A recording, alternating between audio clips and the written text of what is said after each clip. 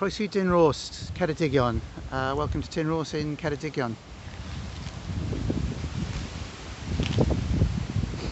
Dyn Rost is the home of Jane Blank, the author of the Nanteos novels. It's an early 1800s Welsh farmhouse with stone walls and Welsh slate roof, and it has what was originally the barn, which is now being used as a stable, and it has the pony shed, would have been originally, now used as a tack room, and also the all-important Tulk Mochin, the pigsty, as would originally have been.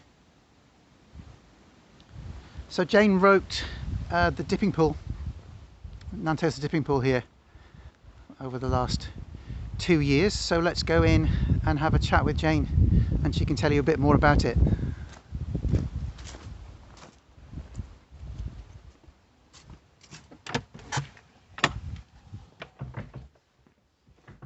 Hello Jane. Hello Jeremy, and thank you very much for that introduction. Croeso.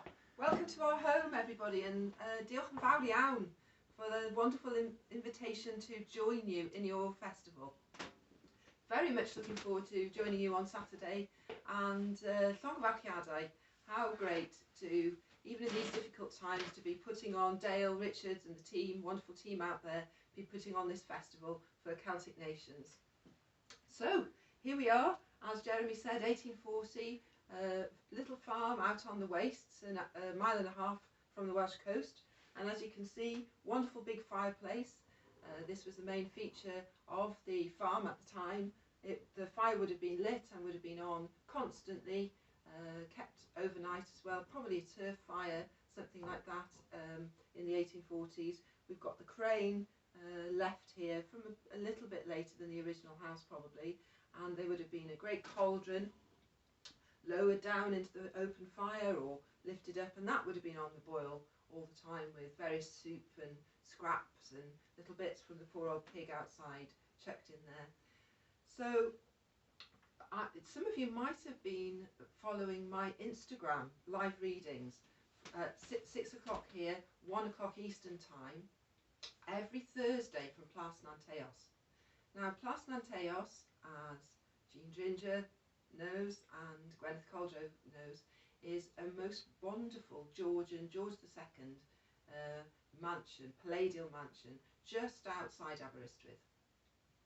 And it was built from 1730s to the 1750s, and it was inhabited by the Powell family for about 250 years. The last Powell didn't leave the house till the 1950s. And both of my stories are set at the mansion. And the first book, called The Shadow of Montaos, is set over about a 15-month period, where the elder brother has died and the younger brother takes over at Nanteos. And he was a clergyman, and his elder brother died without issue, without legitimate issue anyway, and he would never have expected to take over the mansion. So he does so in the 1750s, and my story follows what happens when the new mistress and the new master of Nanteos take over the house. It's based on historical fact, although I have changed facts. I have created alternative facts here and there in order to serve the purposes of my story, but it's based on a lot of research that I've done, wonderful archive on the Powell estate up in the National Library of Wales, and reading quite widely around the subject, and reading the letters and the documents and everything pertaining to the house from that period. So this book starts off on what was called then the Wastes, and some of you might have been following the wonderful Iolo Williams programmes that are set in the Cambrian Mountains, and Iolo calls the Cambrian Mountains the last wilderness in Wales, and I would agree with him, and all of you who've been lucky enough to go to the Pumlimon range, the area around Alive, up from Machynlleth, right the way down to Devil's Bridge, right the way down, then you can drop down to the coastal area around Aberystwyth. you will probably agree that it is like an upland desert. And at this period in the 18th century, that whole area was called the Wild West of Wales. And it was very bleak and very lonely.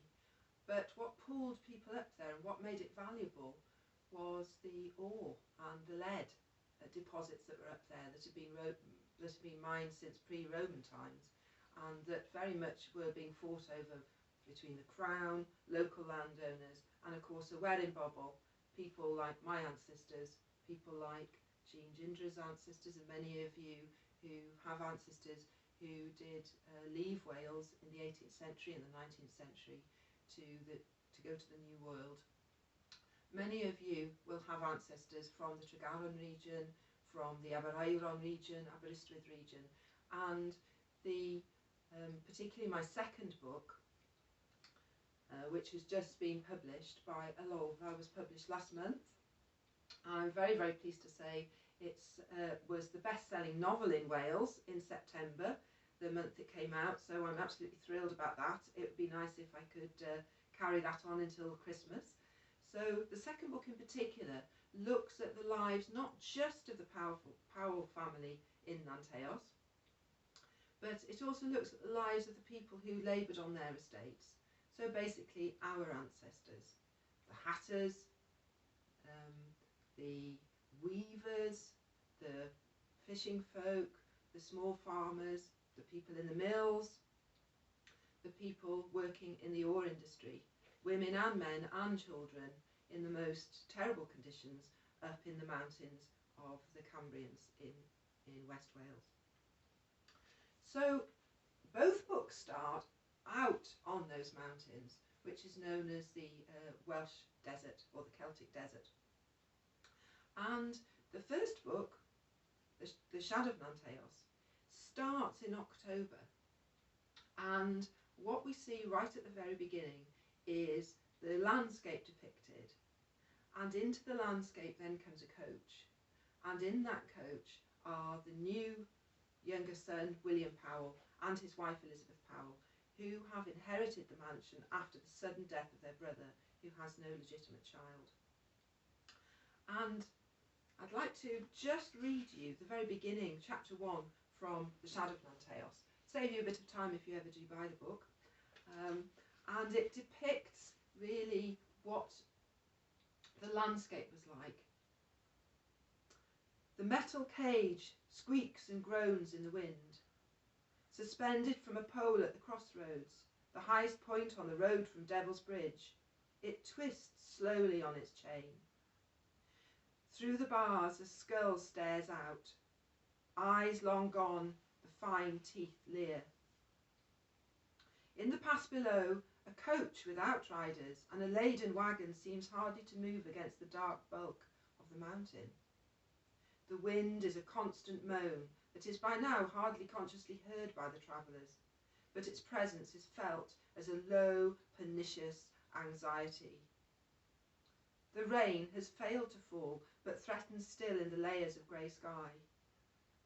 The land here is desecrated by the pits and lumps of lead mining, its contours misshapen by heaps of slag and winding gear, its natural colours blackened by the tear of a conduit, a deep shaft's mouth. Sometimes a long grey structure disturbs the rough moorland, smoke rising feebly from each gable end. Here and there a small cottage has carved out a patch of sickly green, a circle of cultivation against the rust of bracken.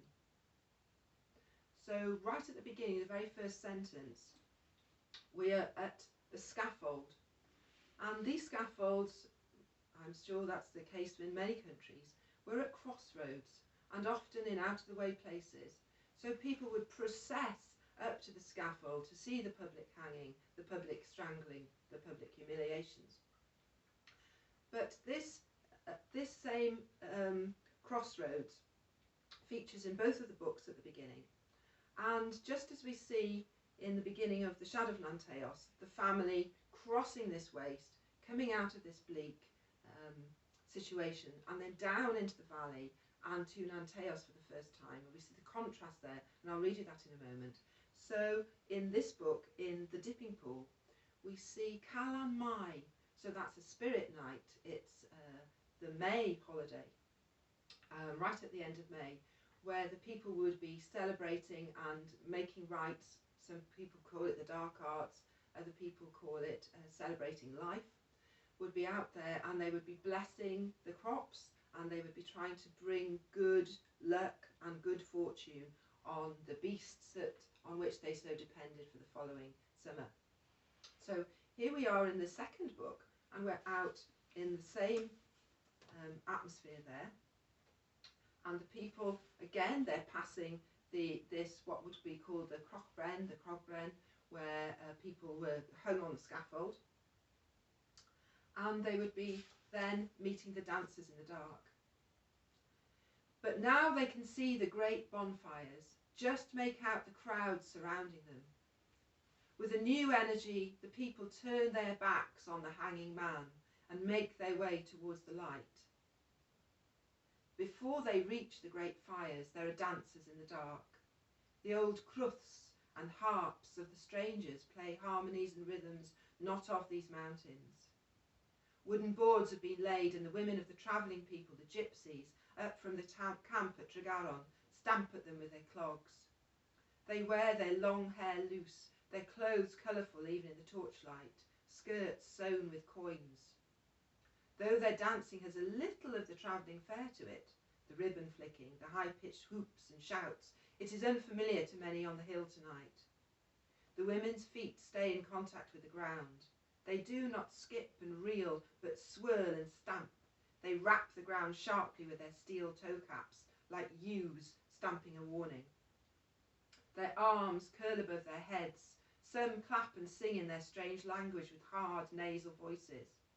Authority wraps around them in a thick perfume as they lift their wide skirts high, seeming to be without shame. Even their knees are visible in the torchlight as they spin. Okay, so here the people of Werin-Bobble have joined the gypsies up from the camps at Tregaron to have their rites out on the mountain, where the beasts, the bullocks, are driven alive through the space between two big bonfires in order to cleanse them and bring good luck. Okay, so this book was published in 2015. I'm very pleased to say it was Waterstone's Wales Book of the month after it was published, and it went on to be one of the best-selling Welsh books that particular Christmas. These are particularly good books for Christmas. I've got lots of scenes set in the mansion between October, so we've got the old All Hallows Eve is being celebrated. Then we've got Christmas at the mansion, Christmas at the wonderful Llanbadarn Church near Aberystwyth. Then we've got the rites at Boxing Day, St Stephen's Day, Stephen's Day, and then we've got the New Year rites, the wassailing, and then we've got the wonderful 12th night party that is picked up in the dipping pool. So the 12th night party was a particularly dangerous evening, just as there was a lot of danger when they were out doing their rituals on the mountains. So everything seemed to involve blood or some sort of ritual sacrifice or symbolic sacrifice or some sort of danger. So for instance, what they would enjoy to do on Boxing Day was to hunt squirrels. What they would enjoy to do on 12th night was to have a party where it was the Lord of Misrule, where basically there was anarchy for a night. So they played a dangerous game in which the families, these fine families, would swap places and join together in a sort of social way with their servants. And so the boundaries, the social boundaries, the cultural boundaries were broken for that one night only, and mistress could dance with servant, servant could dance with master. So these series of books are based on my historical research about the very famous powerful family of Nanteos.